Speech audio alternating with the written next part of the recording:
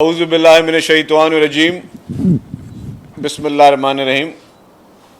आप तमाम सहाफ़ी दोस्तों का, भाइयों का शुक्रिया कि आप तशरीफ़ लेकर आए। आज की इस प्रेस कॉन्फ्रेंस का जो मकसद है वो इस वक्त जो हमारे मुल्क में और ख़ुसूसन सूबे में ख़ुसूसी तौर पर इस वक्त जो फोकस होना चाहिए कि हमारी जो फूड पॉलिसी है उस पे हुकूमत ही है, जिसमें पर एकड़ जो है वो 14,000 रुपये दिए जाएंगे कि वो पहले 14,000 रुपये उनको दिए जाएंगे ताकि वो अपनी जो है वो DAP ख़रीद करें। और जैसे ही वेरिफिकेशन हो जाएगी कि जी एक किसान ने DAP ख़रीद की है और उसके बाद उसने गंदम की काश्तकारी की है, उसमें 2 हफ्ते लगते हैं गंदम की काश्तकारी के लिए। जैसे ये पता चल जाएगा कि उसने गंदम की काश्तकारी की है, उसके बाद फिर उनको 8,000 रुपये दिए जाएंगे कि वो यूरिया की जो है वो ख़रीदारी करें और वो यूरिया उसमें इस्तेमाल करें। इसका मकसद सिर्फ ये था कि हम ज़्यादा से ज़्यादा अपने मुल्क को अपने पैरों पे खड़ा करें। इस बार भी गंदम जो है वो इंपोर्ट करनी पड़ रही है फेडरल गवर्नमेंट को, तो हम चाहते हैं कि जी हमारे अपने ही काश्तकारों को हम मदद दें, ना कि हम उन काश्तकारों को मदद करें जो किसी और मुल्क से ताल्लुक़ रखते हैं। तो हर कामयाब पॉलिसी का मकसद यही होता है। तो इसीलिए चेयरमैन बिलावल भुट्टो ज़रदारी साहब ने जो गुर्बत की लकीर के नीचे जो हमारे पास एक डेटा मौजूद है, उनका लास्ट ईयर ही सैलाबों के बाद एक बेनज़ीर हारी कार्ड बनाया था, जिसकी इस प्रोडक्ट का इफ्तिताह चेयरमैन बिलावल भुट्टो ज़रदारी साहब ने किया। उस हारी कार्ड के ज़रिए अब उन किसानों को 4 लाख जो है 4,19,000 किसानों को जो है वो ये दी जा रही है, जिनके ऑलरेडी हारी कार्ड बने हुए हैं। वो लोग जो हैं ऑलरेडी इसमें आ गए हैं। बाकी जो वो लोग जिन्होंने नहीं बनाया वो अपने आप को रजिस्टर करा रहे हैं। इस वक्त जो दरख्वास्तें आई हैं अभी तक वो कोई 3.5 लाख से ज़्यादा दरख्वास्तें आ चुकी हैं, जिसमें से 1,80,000 से ज़्यादा जो है लोग वो वेरीफाई हो चुके हैं। बाकियों की वेरिफिकेशन जारी है। तो जैसे जैसे वेरिफिकेशन का अमल हो जाएगा, क्योंकि दरख्वास्त कोई भी दे सकता है, लेकिन उसके लिए वेरिफिकेशन के जो क्राइटेरियाज बनाए गए हैं, तो जो जिस तरह वेरीफाई होता रहेगा तो हुकूमत उनको वो सपोर्ट करेगी। दूसरा इशू जो है वो हमारे पास ट्रैफिक चालान का जो है वो हुकूमत सिंध ने शुरू किया है, और उस पर कुछ सियासी पार्टियां जिनका हमेशा मकसद जो है वो कि जी ना काम करना ना करने देना है, जिनकी सियासत वैसे कुछ नहीं बचती, फिर आके वो है हर चीज़ पे तनकीद करते हैं। मैं आपको एक ऑनेस्टली बात बता रहा हूँ कि अगर आप कराची के शहरियों से पूछ के देख लें, मुझे ज़ाती तौर पर 2 बड़े बिजनेसमैनों ने फ़ोन किए हैं। मैं अभी नाम उनका नहीं लेना चाहता, लेकिन अगर ज़रूरत पड़ी तो वो उन्होंने इजाज़त दे दी तो मैं नाम भी उनका ले दूँगा, जिन्होंने जी बहुत हुकूमत की इस चीज़ में तारीफ़ की है। और उसको भी छोड़ दें, ये आप जितने सहाफ़ी बैठे हैं, मैं आप लोगों से सवाल पूछता हूँ कि आपको इस ट्रैफिक चालान जब हुकूमत ने ये इंक्रीज़ किए हैं, उसके बाद ट्रैफिक की रवानगी में सिग्नल्स पे आप लोगों को कोई बेहतरी नज़र आ रही है? नहीं नज़र आ रही है?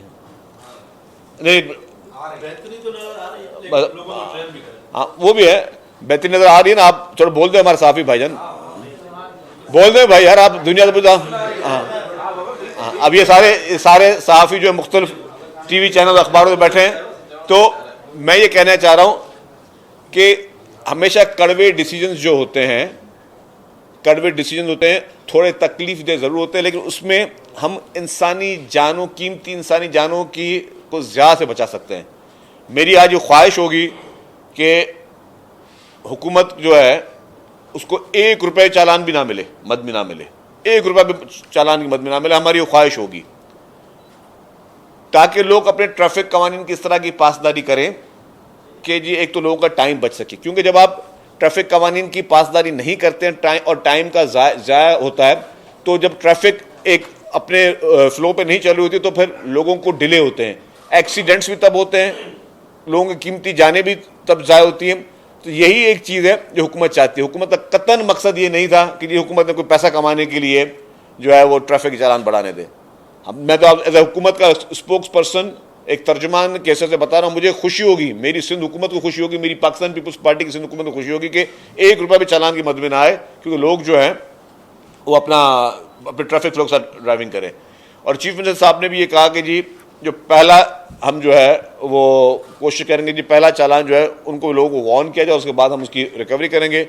तो अभी तक काफ़ी लोगों ने जो है वो 20,000 से ज़ायद एक हफ़्ता हुआ है चालान हुए, और उस 20,000 के ज़ायद में जो है वो जो चालान हुए हैं उसमें से काफ़ी लोग गए हैं अपने अपील के लिए, क्योंकि जो फर्स्ट पहला चालान हमने कहा था कि माफ़ और सेकंड पे होगा, काफ़ी लोगों ने अभी की भी है। अब इसमें मुख्तलिफ कैटेगरीज हैं।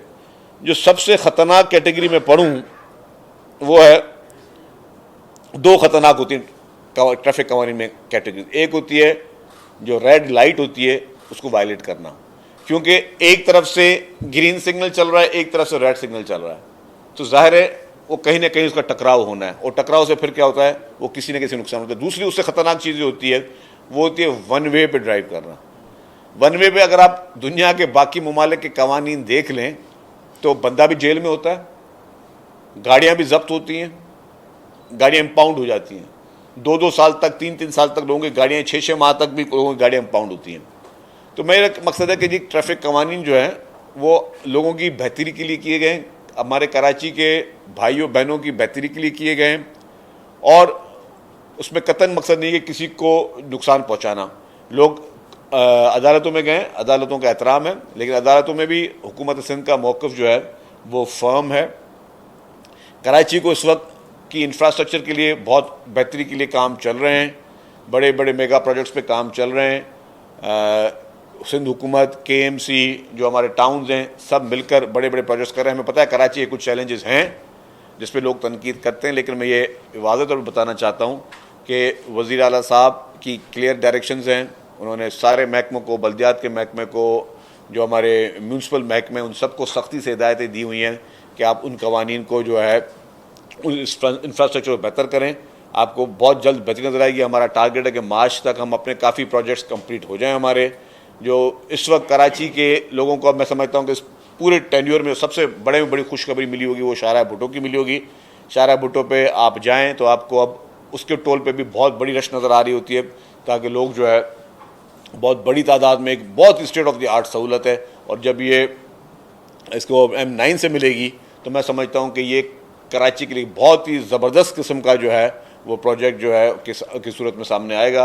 इसी तरीके से लिंक रोड्स पे भी काम चल रहे हैं, रेड लाइन BRT पे भी काम जो है वो जो एक इल्तवा फंसा हुआ था, आज भी 5 बजे बोर्ड की मीटिंग है और उसमें वो एक मैटर हमारा रिजॉल्व हो जाएगा, उसके बाद कैबिनेट में चला जाएगा। फिर इंशाल्लाह ताला हमारा टारगेट ये है कि जो एट ग्रिड जो है काम वो भी हम टाइमली कंप्लीट कर लें। बाकी भले BRT बाद में बनती रहे, स्टेशन बाद में बनते रहें, वो हम काम जल्दी करें। तो कराची के शहरी, मैं आपको अर्ज़ करूँगा, ठीक है लोग आपकी काफ़ी शिकायतें जायज़ भी हैं, लेकिन ये पीपल्स पार्टी की हुकूमत सिंध का आपसे वादा है कि आपके जितने ग्रीवेंसेस हैं इंशाल्लाह ताला यही हुकूमत बहुत जल्द आपके पूरे करेगी।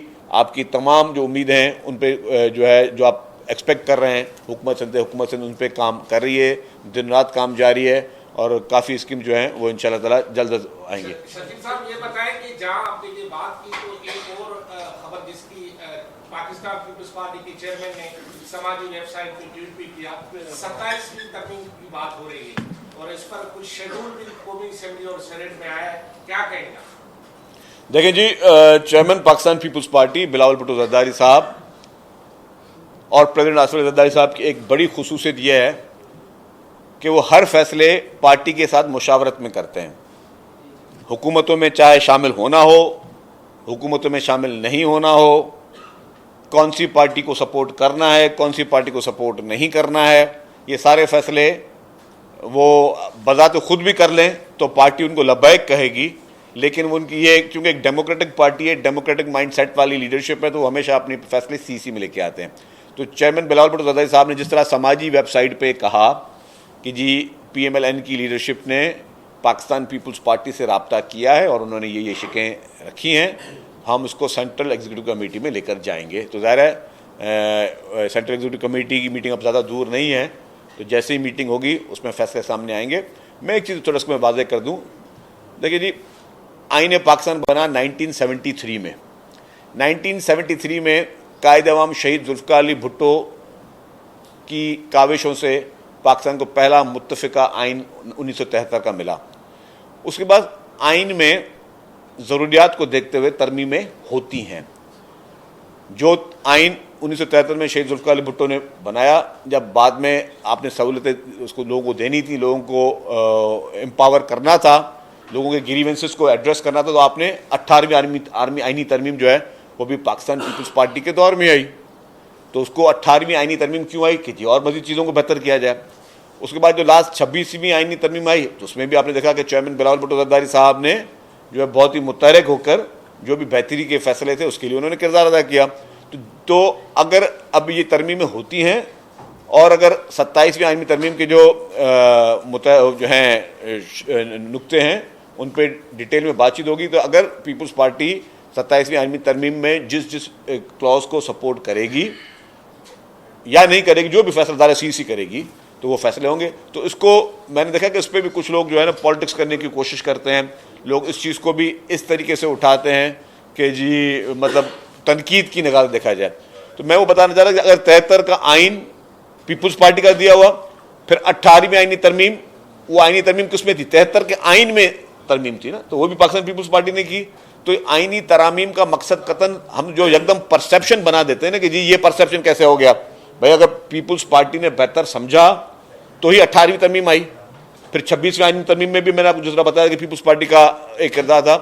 तो एक चीज़ जब तक फैसले हो ना जाएं, जब तक चीज़ें पेश ना हो, जब तक उन पे डिटेल में बातचीत ना हो जाए, तब तक जो हम लोग एक राय कायम कर देते हैं या एक नैरेटिव बनाने की कोशिश करते हैं, तो मैं समझता हूँ कि वक्त का इंतज़ार किया जाए। और जाहिर है कि एक डेमोक्रेटिक पार्टी है, हर चीज़ को वेटेज देगी, हर चीज़ को समझेगी, और उसके बाद जो पाकिस्तान के हक में होंगे फैसले, जो आपके खित्ते के सूरत हाल देखकर फैसले होंगे, जो हमारे लोगों के हक में बेहतर फैसले होंगे, हम समझते हैं जिससे लोगों को हम किसी न किसी तरीके से कोई रिलीफ पहुंचा सकें, पाकिस्तान पीपल्स पार्टी वही फैसले करेगी। इनके बाद संजय साहब, माजी में सर आप ये कहते रहे हैं कि 18वीं तरमीम के साथ छेड़छाड़, इस मुल्क के साथ छेड़छाड़ होगी, तो अब पूरा प्रपोजल नून लीग ने आपको दे दिया है कि NFC वाला मामला हो या इसके अलावा सूबाई खुद मुख्तियारी का मामला हो, तो पार्टी पॉलिसी क्या है? क्या अब आप इस तरामीम 18वीं पर समझौता करने जा रहे हैं या 18वीं तरामीम पर बातचीत कोई नहीं होगी और बाकी जो तरामीम है उन पर गौर करें? मेरे ख्याल गुफ्तगू आपने गौर फिक्र से नहीं सुनी मेरे भाई। मेरा रिक्वेस्ट ये है कि हमने कहा कि सारी तरामीम जो है वो सेंट्रल एग्जीक्यूटिव कमेटी की मीटिंग में पेश होंगी और उसमें ये फैसला होगा कि कौन सी तरामीम पे क्या बात करनी है, कौन सी तरामीम पे क्या मौक़िफ़ है, किस चीज़ पे हमारी पार्टी की अक्सरियती राय क्या कहती है। तो जो मेजॉरिटी ऑफ CC फैसला करेगी वही उस चीज़ पे आएगी। अब उसमें तो पूरा पैकेज है ना, मतलब मतलब हम लोग एक बात करते हैं, कोई भी कभी कोई चीज़ होती है, कुछ 6-7 मुतालबे होते हैं, तो आप मुतालबे में देखते हैं कि हाँ यार 1, 2, 3 मुतालबे ठीक हैं, 1, 2, 3 मुतालबे ठीक नहीं हैं, तो अपनी राय अलग हो सकती है। मतलब सोच का फ़र्क हो सकता है, हमारी सोच का फ़र्क बिल्कुल डिफरेंट हो सकता है, हमारी सोच का कहीं पे हम मुत्तफ़िक़ हो सकते हैं। तो मैं फिर आपने बात की कि 18वीं की तरमीम की आपने बात की, मैंने कहा कि जी 73 का आइन पाकिस्तान पीपल्स पार्टी के खालिक ने बनाया था। अगर 73 के आइन के बाद 18वीं तरमीम लानी पड़ी तो इसका मकसद हमने समझा कि जी इसमें बेहतरी की गुंजाइश है। तो आइन जो होता है, कॉन्स्टिट्यूशन जो होता है या कवानीन होता है, मैं कुछ और अच्छा आपने बात करी संजय साहब, मैं आपकी बात को आगे लेके चलता हूँ। ये जब ट्रैफिक कवानीन हमने चेंज किए हैं, ये ट्रैफिक कवानीन हमने चेंज किए, तो पहले ट्रैफिक कवानीन मौजूद नहीं थे क्या सिंध में? मौजूद थे सिंध में। जब ट्रैफिक कवानीन सिंध में मौजूद थे, जब हमने देखा कि यार उस पर अभी तक मसला हल नहीं हो रहा, या 100-200 रुपये के चालान को की पेनल्टी को या पनिशमेंट को लोग इग्नोर कर रहे हैं, तो हमने उन चालान को बढ़ा किया, जिससे एक वाज़ेह फ़र्क आप सबने देखा। तो आपने एक चीज़ नोट की जिसके आपने अभी सब ने अभी गवाही दी है कि जी, और बड़े लाउडली गवाही दी है कि जी उससे ट्रैफिक में ट्रैफिक में बेहतरी आई है, ट्रैफिक में बेहतरी आई है उस चालान के बाद। तो इसका मतलब उस पेनल्टी करने के बाद थोड़ा फैसला मुश्किल लग रहा था, लेकिन आपने देख लिया कि उससे बेहतरी आ गई। तो वो फैसले, मतलब यही तो अमेंडमेंट हम खुद लेके आए, अपने ही ट्रैफिक कवानीन में हमने अमेंडमेंट लेकर आए, क्योंकि हमने उसको बेहतर समझा। तो इसीलिए अगर कोई बेहतरी के फैसले होंगे, जाहिर है पाकिस्तान पीपल्स पार्टी की जो मरकजी मजलिस आमला है वो हर नुक्ते को गौर से देखेगी, जो बेहतरी के फैसले होंगे वो करेंगे। हमीद साहब, उसके बाद आप। सर ये बता दें कि आपने ये ई चालान का जिक्र किया, लेकिन ई चालान का मवाजना किया जा रहा है इस्लामाबाद, लाहौर और मुल्क के दीगर शहर। ठीक है, आप 200 ना रखें, लेकिन कम से कम इतने रखें कि एक मजदूर या किसी फैक्ट्री में काम करने वाला भी वो चालान अगर गलती हो जाए तो भर सके। तो इस हवाले से कोई नजरसानी का भी है कोई आपके पास ऑप्शन? देखिए, दो चीज़ें होती हैं। एक होता है आपने कहा गलती हो जाए, गलती को इंग्लिश में मैं क्या कहूँगा कि एक मिस्टेक हो गई, एक एक्सीडेंट किसी का हो जाए तो वो उस पर नहीं होती चीज़ें। लेकिन जो मैं आपको बात समझाने की कोशिश करूँ, हम चाह रहे क्या रहे हैं। आपने कहा कि जो कोई गरीब मिस्किन मजदूर आदमी, ये गरीब मिस्किन मजदूर की बात नहीं। हम कहते हैं कोई भी शख्स ट्रैफिक कवानीन की जो है 100% पासदारी करे, ट्रैफिक कवानीन की वायलेशन करे ही नहीं तो उसकी होगी नहीं, उसका चालान ही नहीं होगा। हम तो, मैंने कहा कि as a spokesperson of Sindh government मेरी ये दुआ है कि इंशाल्लाह ताला 1 रुपए का भी किसी को चालान ना हो, कि लोग सब अपने ट्रैफिक कवानीन की पासदारी करें, ना चालान होगा ना किसी को 1 रुपया भी भरना पड़ेगा। हम जो जल्द, आप खुद सेटिस्फाई थे इससे पहले जिस तरीके से यहाँ पे ट्रैफिक का निज़ाम चल रहा था? नहीं थे, हम भी सेटिस्फाई नहीं थे ना। हम लोग खुद चलाते थे कि भाई इसकी बेहतरी कैसे लेकर आएँ। आवाम को 10 दफ़ा बताया जाता है, अपीलें की जाती हैं कि भाई आप उस चीज़ की पासदारी करें। तो ये चीज़ थी। एक प्रेसिडेंट के बाद आप इस्लामाबाद में थे पिछले दिनों, मुलाकातें भी हुई आपकी जो सीनियर लीडरशिप थी पार्टी की। आप ये बताएं कि जो आजाद कश्मीर में एक मूव लेकर आ रही थी पीपल्स पार्टी तहरीक-ए-एतमाद, वो सारा मामला कहाँ चला गया? क्या वो 27वीं तरमीम के साथ नफी कर दिया गया है जैसा कि बातें हो रही है, या कुछ होने जा रहा है आजाद कश्मीर में? देखिए जी, पाकिस्तान पीपल्स पार्टी ने एक मूव की है, मूव चल रही है, मूव अभी कोई ख़त्म नहीं हुई है। वक्त का तयन जो है डेफिनेटली अभी सीसी की मीटिंग होगी। सीसी की मीटिंग में ये एजेंडा टॉप प्रायोरिटी पे ज़रूर होगा कि किस डेट को नो कॉन्फिडेंस लेकर आना है। तो वो जाहिर है कि एक एजेंडा में अभी तक वो चीज़ मौजूद है, उसको कोई आप रूल आउट नहीं कर सकते। ये इनके बाद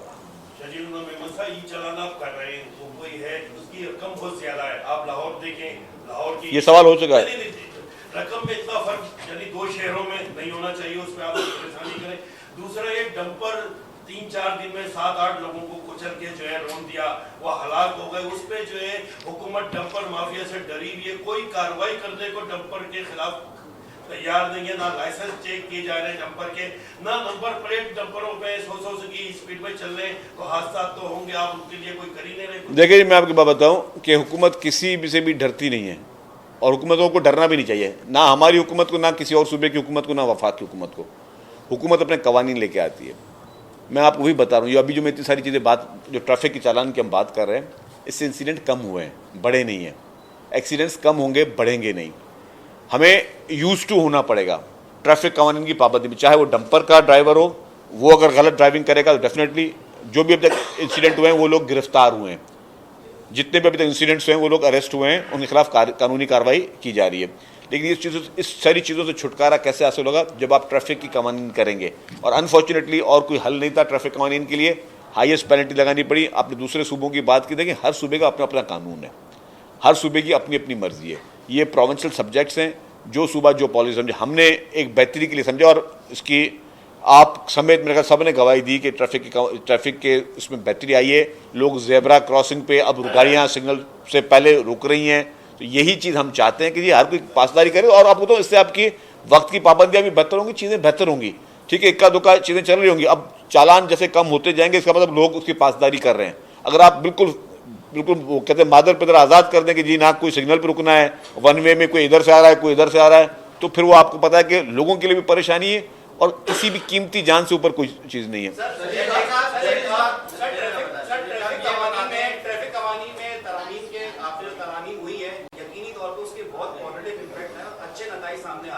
सर, आपने फिटनेस सर्टिफिकेट के हवाले से भी बड़ी सख्ती से बात की थी यहीं पर प्रेस कॉन्फ्रेंस के अंदर। गुज़िश्ता 2 माह में हैवी ट्रैफिक को, जो हैवी व्हीकल्स हैं, उन कितने हैवी ट्रैफिक व्हीकल्स को आपने फिटनेस सर्टिफिकेट जारी किया, उसका भी जरा देखिए जी, हमारे पास फिटनेस के काम जो डेली बेसिस पे चल रहा होता है। अब आपको क्वेश्चन है कि एग्जैक्टली 2 माह की फिगर बताएं, तो मैं फिगर आपको लेके बता दूंगा, लेकिन डे टू डे बेसिस पे गाड़ियों की फिटनेस हो रही होती है, और जो गाड़ियाँ फिटनेस के काबिल नहीं होती, वो इम्पाउंड हो रही होती हैं। हमारे पास एक पूरा एक ग्राउंड है जिसमें हम वो सारी चीज़ें इम्पाउंड कर रहे होते हैं, जहाँ जहाँ पे सारी चीज़ें।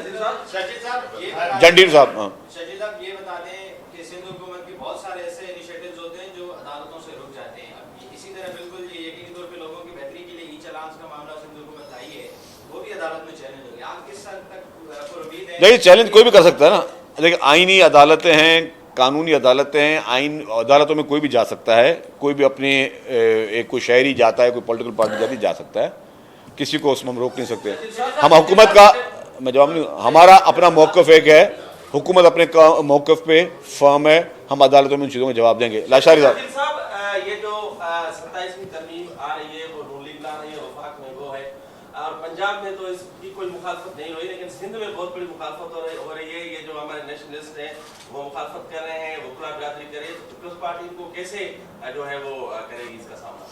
देखिए, दो चीज़ें मैंने कहा ना, एक तो अभी पीपल्स पार्टी ने फैसला अभी किया नहीं कि किस तरीके से पाकिस्तान पीपल्स पार्टी जो है किसी चीज़ पे फैसला करेगी। जैसे आपने वकला की बात की, मैं तो आज देखा था कि सुप्रीम कोर्ट बार एसोसिएशन ने उसकी सपोर्ट में कोई स्टेटमेंट आया, जो मैंने पढ़ा है, हो सकता है मैं गलत हूँ, जल्दबाजी में बहुत सारे अखबार में पढ़ रहा था, तो कहीं मैंने ये पढ़ लिया था, तो अगर गलती हो तो उसकी एडवांस में माफ़ी कर दीजिएगा आप लोग। बाकी ये कि मैंने कहीं सारी चीज़ पढ़ी है। जमाली साहब, अच्छा सर, एक सिंध का एक अहम मसला है जो शायद हुकूमत के लिए मेरा ख्याल अहम नहीं है कि हुकूमत उस पर बात नहीं करती। सिंध में पढ़े लिखे नौजवानों को CTD जैसा इदारा अस्पतालों से, उनके घरों से उठाकर गायब कर देती है, फिर जब उनको अदालतों में पेश किया जाता है, अदालतें उनको रिहा करती हैं, उसके बावजूद CTD अदालतों से उनको मिसिंग पर्सन कर देती है। ये सिंध हुकूमत के खिलाफ या तो कोई साजिश है, या तो सिंध हुकूमत इसको समझ नहीं रही है। बलूचिस्तान जैसे हालात सिंध में पैदा किए जा रहे हैं जो आपकी हुकूमत के लिए बहुत खतरनाक है, इस पर क्या जवाब है आपका? देखिए जी, मैं आपको बात बताऊँ कि अगर कहीं पे भी पुलिस या कोई भी ज्यादती करेगा तो हुकूमत उस पर सीरियस एक्शन लेगी। आपने जिस वाक़या की बात की है, उस वाक़े पे भी अगर मैं था नहीं 2-3 दिन यहाँ पे, मैं इस्लामाबाद था, मैं सुबह को आज पहुँचा हूँ, लेकिन मैं चीफ मिनिस्टर साहब से बात करूँगा कि अगर कोई इस तरह की चीज़ है तो उसकी इंडिपेंडेंट एंड इम्पार्शियल इंक्वायरी हो। कोई भी गुनहगार बचना नहीं चाहिए, कोई भी बेगुनाह जो है वो कभी भी उसको गिरफ्तार नहीं होना चाहिए। कल आपके CEC का इजलास है, वफाकी हुकूमत सूबाई वफाकी वज़ीर ने कहा था कि उन्हें अभी ड्राफ्ट का पता नहीं है, तो क्या वफाकी हुकूमत ने आपसे ड्राफ्ट शेयर किया है जिस पे आप कल गौर करेंगे? आपने अगर chairman Pakistan peoples Party Bilawal Bhutto Zardari साहब का ट्वीट पढ़ा हो तो उसमें वो सारी शिकें जो हैं उन्होंने लिखी हैं। अब जो ड्राफ्ट की बात करें, ड्राफ्ट में होती है लैंग्वेज, ठीक है ना, तो कौन से लीगल लैंग्वेज यूज़ होती है। जो मेन आप इशूज़ जब डिस्कस कर रहे होते हैं बड़े बड़े फोरम्स पे, फिर आप ये ड्राफ्टिंग पे नहीं जा रहे होते, आप इशूज़ पे बात कर रहे होते हैं कि इस पर हमारा क्या मौक़िफ़ है, उस इशू पे हमारा क्या मौक़िफ़ है।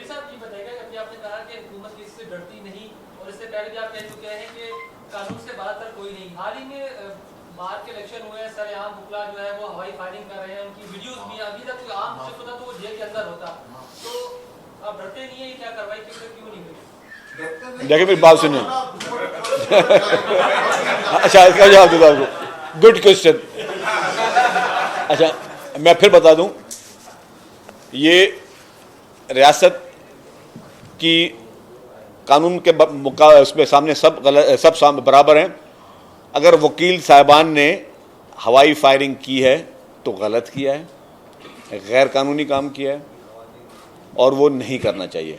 अब यस अगेन कि जिस इलाके में हुआ है, ठीक है ना, जिस इलाके में हुआ है और जिस शहर में हुआ है और जिस थाने की हदूद में हुआ है, उन थानों को चाहिए कि जो आइन और कानून में सबके लिए कानून लिखा हुआ है वो उसमें शामिल किया जाए। इसमें ना किसी को ऑफेंड होने की ज़रूरत है और ये चीज़ें मतलब कोई भी ना करे ना, मतलब अगर कोई ना कोई पॉलिटिकल वर्कर करे, ना कोई जो है कोई वकील करे, ना कोई आम शहरी करे, ना लोग शादी बाराती में इस तरह की हरकतें करें, दिस इज़ रॉन्ग, क्योंकि इससे हादसा भी हो सकते हैं। क्यों पाबंदी क्यों है उस पर? मिसाल तौर पर एक बंदा अपना वेपन से फायर कर, उसमें पाबंदी क्या? पाबंदी ये कि आप एक तो खौफ हरास फैलाते हैं इससे, दूसरा ये कि आप जो है उससे हादसा भी होते हैं। न्यू ईयर पे हम लोग क्यों मना कर रहे होते हैं सबको कि जी न्यू ईयर में फायरिंग वगैरह ना की जाए, लोग अरेस्ट भी होते हैं लेकिन लोग करीब मारे भी जाते हैं। जब ये गोलियों के जब वापस ये खोल आ रहे होते हैं, इससे काफ़ी कीमती जानें जाती भी हैं। इसीलिए ये हुकूमतें हमेशा ये न्यू ईयर पे और बाकी इस तरह के त्यौहारों में लोगों को मना करती है जी बराए मेहरबानी हवाई फायरिंग ना करें, ये इलीगल है। Thank you ji.